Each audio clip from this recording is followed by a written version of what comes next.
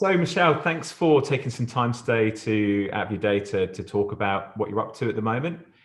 I guess one of the things that I'm keen to understand a bit more about is the vision for the City of Melbourne. I know that it's to be an innovative digital change leader across what's been described as a global community of cities. I just wondered if you could share maybe a bit more about this. Yeah, look, there's never been a better time, Anton, to join the city. Obviously, coming through COVID has presented some unanticipated challenges to the city economy, and that actually will be a key focus of this role. If there has been a silver lining to COVID, it has been the renewed focus on the importance of quality, timely city data, and that would be a big focal point for this role.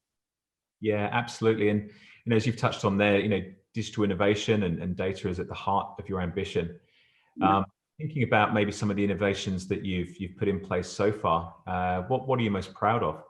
Yeah, look, there's a long list, to be honest, but I think specifically in the city data analytics and insights space, we are very proud that we have a census of land use and employment that has been running in the city since the 1960s. Wow. So we have a long heritage of taking that evidence-based approach to decision-making in the city and to enabling our stakeholders, whether they be our own councillors or externals that need to make decisions about the city.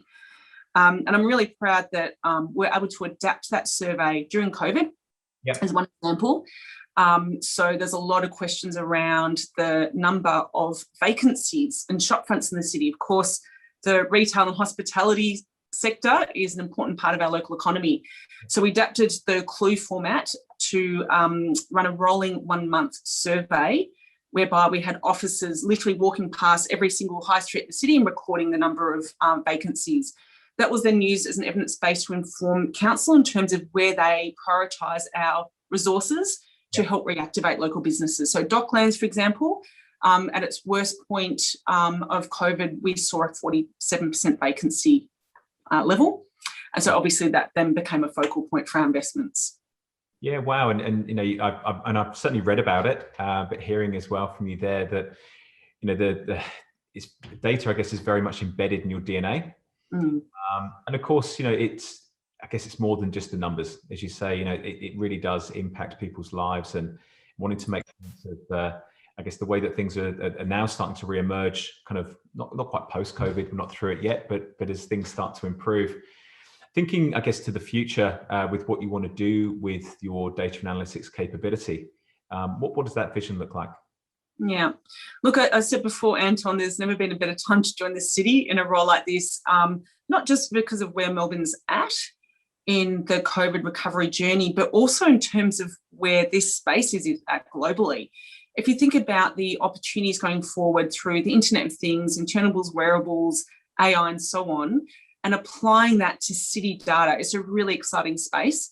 So the vision we have is that we're looking for a leader who will come in and help our fairly established but equally very growth-oriented city data and insights team to look ahead and partner with key stakeholders around what are the key decisions we're going to need to make about the city in the future and today, and equipping those stakeholders with the data sets they need to inform those decisions.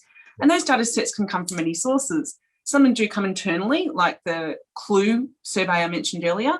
We have pedestrian sensors across the city. We have a number of population estimates and forecasts that we work with.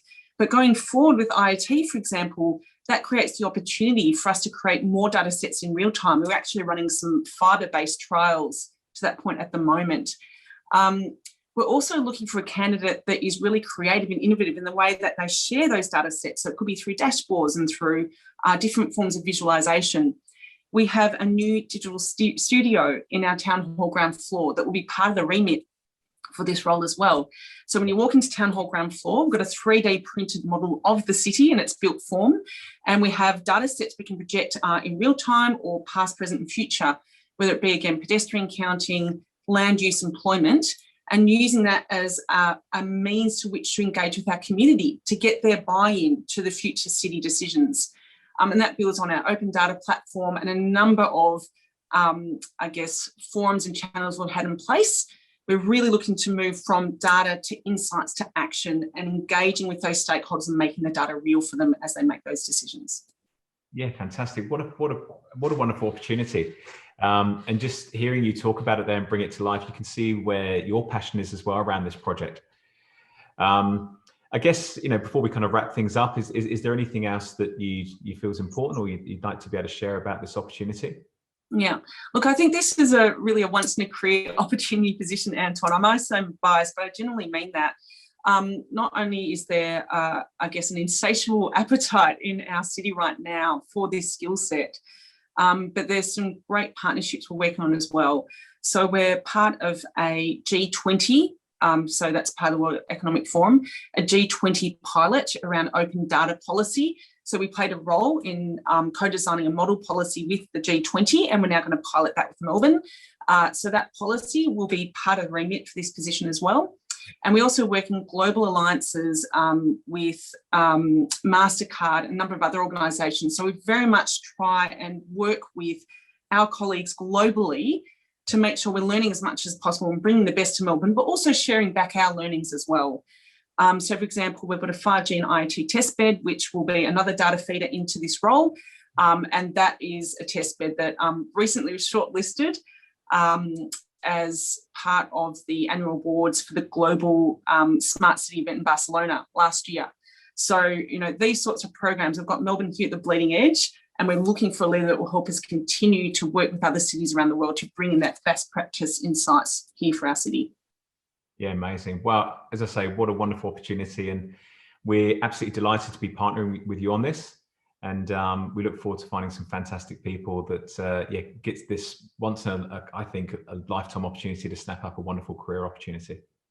Thanks very much, Anton. Looking forward to it. Thanks, Michelle. Cheers.